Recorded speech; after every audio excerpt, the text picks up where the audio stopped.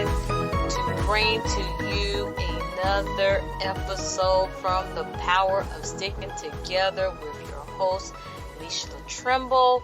And yes, I am traveling. A little different today. I'm traveling from work.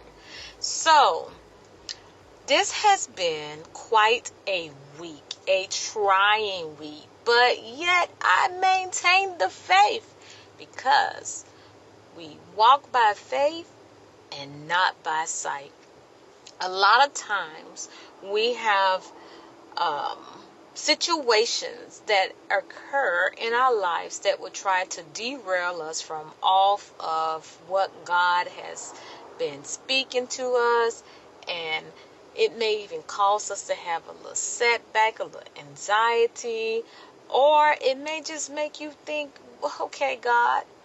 But when you obey God, regardless of what the situation is, there is something about faith that it becomes unmovable. And I'm just sitting here thinking about how at this time and at this moment in my life, my faith is just unmovable. If I'm believing God for something, and if it's not lining up what I'm believing God for, I'm not moving. And that's it. Bottom line, I'm not moving. I'm not budging. I'm not moving, because when I do it, you know how they say, I'm going to let God handle it. Because I handle it, I'm going to end up in jail. No, I'm going to let God handle it. Because if I handle it, I'm going to jack some stuff up. And you should get to a point in your life where you get tired of jacking stuff up. You get tired of just sitting around doing the wrong thing.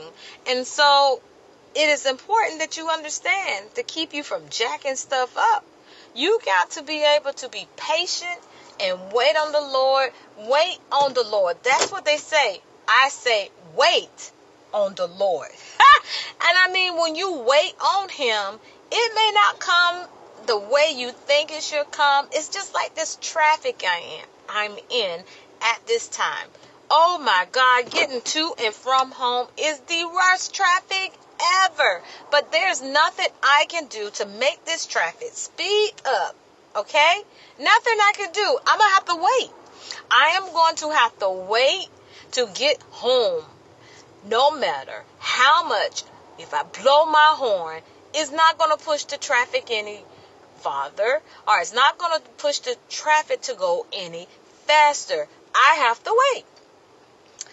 Sometimes we think that if we do things, it makes things progress even faster. If we help God out, it makes things come even quicker than we ever wanted. But if I put my feet on this gas, I'm going to tear this Escalade, or it's going to tear up this car I'm in. Okay? What did that help? Nothing. It only caused more problems. I was faced this weekend making a decision based on me waiting or doing it my way. And sometimes it seems like the way that you want to do it would make it easier. I mean, I got to the point that I was like, oh, good. I'm going to just let you know, I'm on this thing about financial, just breakthrough, financial progress, watching to see where my money goes, watching to see what decisions I make, trying to make sure I'm planning things that would be profitable to me later in life. So I want to make this purchase. I prayed about it, tried to see where the money lined up, making sure everything X and Y is X and Y. You know, if X and Y is not doing what it needs to do, I tried to go to Z. Okay, and Z was going to be over the budget that I had set for myself before I even walked out the door to make a decision. This is what I wanted to do. Before I even made that decision, I had already had a budget. Listen, if it's a penny over, you over budget. If it's $2 over, you over budget. If it's $10 over, you are still over budget. Bottom line, when you set a goal, It's this thing by I can't remember who it's by. I do, but it's like you have a goal, you want to set it, and so you think about, when I get there, this is the things I need to do. This is the things I'm not changing. This is what I want to do. So when I got to the place to make the purchase, oh, I can get it, but this is what it's going to cost. Well, that's over my budget. Oh my gosh. I was like, well, I can make it reach my budget. Hear me out now. Hear me out. I figured if I did something to help the price get where I needed to go, then I'm not helping God. I'm doing something where I can get to where my budget is. But what I was getting ready to do was break a promise just to get to where I thought would be, it put me where I need to be. So I made this decision. I was like, hey, what if I And they was like, okay, yes, that'll get you right where your budget needs to be. And this price will be so much cheaper. So I said, okay, let me see what I can do. I turned around and trying to make it work, trying to hurry up to do what I need to do. And in the midst of me taking myself out of that situation and removing myself from trying to make this quick decision, I began to think, your word means everything. And if you make this decision, you're going to break a promise to someone else. Okay?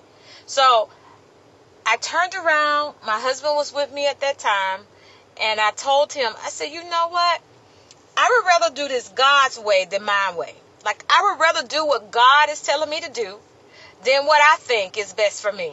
I mean, bottom line, I wanted to do it the Lord's way. I didn't want to do it my way. I didn't want to do it my way, because my way was going to lead me into a tight situation probably later on in life. Oh, same way of me waiting for this traffic. Even if I decide to go around the busy traffic, there's no way going around that. There's only one way going one way, and the cars coming the other way. So if I try to jump in the other lane, OMG, I'm going to hit something, or something's going to hit me, because I'm jumping inside of incoming traffic. If I try to go on the opposite side, I may end up in a ditch. So I have to wait. Wait on the Lord. I say wait. So I gotta wait. If I had a plan, no matter what came, and it's back to the same topic. A lot of times things will try to come to take you off course. But if you are patiently waiting on the Lord, then just patiently wait on Him. Don't try to jump before Him. Don't try to jump behind Him. Don't even think that you know the way to go before Him. Don't try to jump before the Lord. Period. Never, ever, ever, ever try to jump before the Lord. Okay? Don't jump before Him. Don't jump after Him. Don't jump around Him. You just sit your butt down somewhere and wait. Did I say butt? Okay, I can say that word. That's not a bad word. I can say butt. You sit yourself down somewhere and you wait on Him. You sit your derriere down somewhere and you wait on Him. Because if you wait on the Lord, He will strengthen you. He will strengthen my finances if I wait on Him. If I make a purchase that I shouldn't make prematurely, I am going to pay for it later. Yes, again, if I make a purchase because I have a situation and I figure I'm going to make this purchase because it'll help me with this situation, but God already told me when to make this purchase, and because something came to inconvenient me at that time, at that moment, and I think I'm going to go ahead and rush, and then I know the budget, and what I'm seeing ain't the right budget, I'm going to wait. I'm going to wait. I don't care if it's a penny over. I'm going to wait. I don't care if it's $1 over. I'm going to wait. I don't care. I don't care what it is. I'm waiting. Okay? So it's sort of like when my kids be telling me stuff in school and they be like trying to explain their situation to me. Like, we have this rule in school when classes are transitioning, all the students go in one direction. They loop around. And some of the students said, this don't make no sense. My class is right there. I'm literally leaving out your class, and all I have to do is just turn, and my class is right across right there. Okay? So I tell them, do not care. Walk around the loop. It may not make sense to you, but walk that complete circle around so you can come back to this classroom that is across from me. Revelation. Now, mind you, before this rule came about last year, these kids will walk around in circles before they get to class. Okay? I mean, literally just walk around in circles before they get to class. Now we're giving them the opportunity to take a loop around, to walk around in circle, and they don't want to do it. Revelation. Sometimes the main thing that you did in your disobedience, God will allow you to do it by being obedient, and you don't want to do it. Because here's the thing about us as humans. We want to do what we want to do when we want to do it and how we want to do it. We don't want nobody telling us what to do and how to do it. We want to do it then, we're going to do it then. But as soon as somebody allows us to do the same thing that we have been stubborn about, trying to do the total opposite, I'm going to do it this way. But as soon as somebody says, go ahead and do it that way. Never mind, I don't want to do it that way. It's like a student. I don't give assigned seats. I allow you to come in, you sit in the class, and you sit with people that you know you can work with. And we do collaborative learning. So, which means I have the right to change your seat when we're starting to work on projects. But I'd rather for them to come in and sit by somebody that they're comfortable with and learning, and then later on, learning how to collaboratively work together. So my students are like super excited. We don't have assigned seats? No, you don't. But what's crazy about the whole thing is the moment I say, well, you can sit there. That's where you sit there. I don't want to sit there. Well, that's where you sit. So wherever you came in and you set your bottom down, you continue to sit there. You don't sit nowhere else. You sit right in that seat. Did I stutter? Did I say something to you that you did not understand? Now, the moment I give you an assigned seat, you're going to ask me, Miss, why? Why I got to sit here? Miss Trimble, why we got to sit in an assigned seat? I'm giving you the opportunity to sit where you want to sit, and now you don't want to sit. Something's wrong with that picture. So that's all waiting is about. Learning to how to be obedient. In that moment, when crisis occurs, you learn how to be obedient and flow with God. You follow His lead. You follow His direction. Don't break it.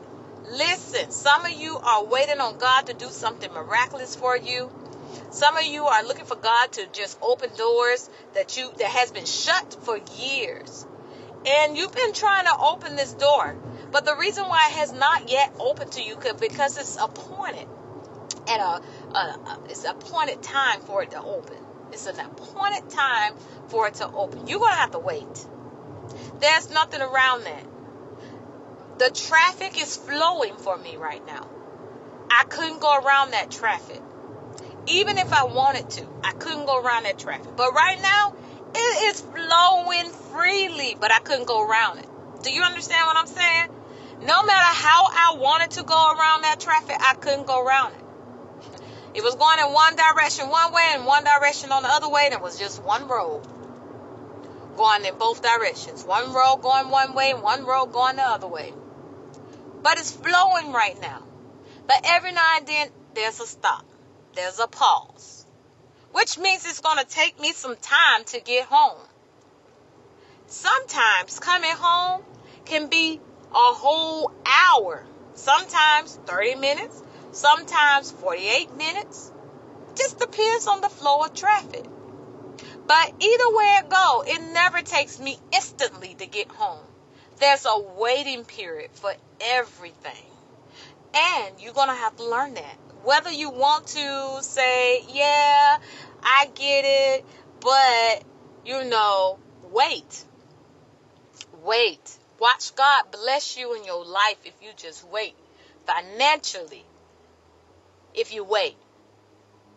You start school in kindergarten, you don't graduate to the 12th grade. It takes age changes throughout the years for you to grow, for you to pass tests, for you to learn stuff. You don't do things overnight. Stop thinking you're going to get it done overnight. It's not going to happen.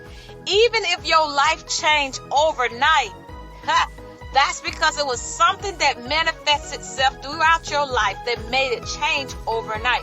Now you got to deal with the change, and you got to know how to handle what you got when it does change. Okay? So, listen. Thank you for tuning in to the Power Sticking Together with me, your host, Leisha Trimble. Listen, I'm telling you, this podcast was designed for you. It had you in mind. It's giving you episodes, real life reasonings, examples, situations, circumstance, I don't care, that make you check yourself before you wreck yourself or someone else. Now that's power. And again, tune in next week for another encouraging word that will give you strength for your journey. Y'all have a blessed day out there, and listen, be safe on this road, because these people, they don't know how to drive. It's not you. You the best driver ever. Yeah, right. Love you. Talk to you later. Bye.